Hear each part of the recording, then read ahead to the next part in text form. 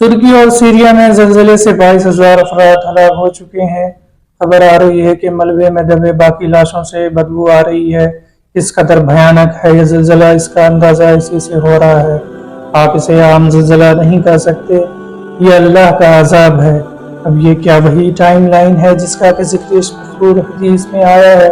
حضرت ابو ہریرہ رضی اللہ عنہ سے روایت ہے کہ رسول اللہ صلی اللہ علیہ وسلم نے فرمایا، جب مال غنیمت کو سب سے دولت بنا لیا جائے اور جب لوگوں کی امانت کو مال غنیمت سمجھ لیا جائے، جب زکوٰۃ کو ایک توان سمجھا جانے لگے اور جب علم دین کو دنیا طلبی کے لیے سیکھا جانے لگے اور جب مرد اپنی بیوی کی اطاعت اور ماں کی نافرمانی کرنے لگے اور دوست کو اپنے قریب کرے اور باپ کو دور رکھے اور مسجدوں میں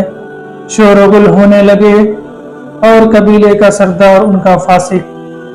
بدکار بن جائے اور جب قوم کا سردار ان میں ارذل بدترین آدمی ہو جائے اور جب شریر آدمی کو عزت ان کے شر کے خوف سے کی جانے لگے اور جب گانے والی عورتیں اور باجو گاجو کا رواج عام ہو جائے اور جب شرابیں پی جانے لگے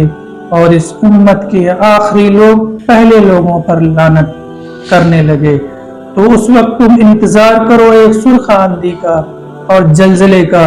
اور زمین خسف ہو جانے کا اور صورتیں مسخ ہو جانے کا اور قیامت کی ایسی نشانیاں کا جو کہ ایک کے بعد دیگرے اس طرح آئیں گی جیسے کسی ہار کی لڑی ٹوٹ جائے اور اس کے دانے بیک وقت بکھر جاتے ہیں۔ دھیان دینے والی بات یہ ہے کہ 2021 میں عرب میں پہلی دفعہ سرخ آندھی آئی تھی اور پھر 2022 میں یہ کے بعد دیگرے باقی مسلم ممالک عراق، سیریا، کویت، ایران اور افغانستان میں سرخ آندھی کا سلسلہ جاری رہا۔ پہلے ہم حدیث کو پڑھیں پھر ان واقعات کو دیکھیں۔ کیا ہم اسی ٹائم فریم میں کھڑے نہیں ہیں جس کا کہ ذکر کیا گیا ہے؟ کہنے کو تو یہ بھی کہہ سکتے ہیں کہ اس طرح کا زلزلہ یا سرخ آندھی کوئی پہلے کچھ تھوڑے نہ آیا ہے، جی پہلے بھی آیا ہے، لیکن ایک خاموشی کے بعد آیا ہے اور آپ کی ٹیریٹری میں آیا ہے۔ باقی دنیا میں کیا ہے اس سے مطلب نہیں ہے، کیونکہ حدیث اس قوم کو خطاب کر رہا ہے۔ ساتھ ہی حدیث کا آخری حصہ یہ بھی ہے جو واضح کر دیا ہے کہ ان علامتوں کے بعد قیامت کی بڑی نشانیاں ظاہر ہونا شروع ہو جائیں گے، گویا ہم آخر الزماں میں بالکل کھڑے ہیں۔ میرے دوست، خواہ آپ ذاتی طور پہ کیوں نہ نیک ہوں اور معاشرے میں ہر طرف برائی ہی برائی ہے، ایسے میں اللہ کا عذاب آنا لازم ہے جس کے چپیٹ میں کوئی بھی آ سکتا ہے،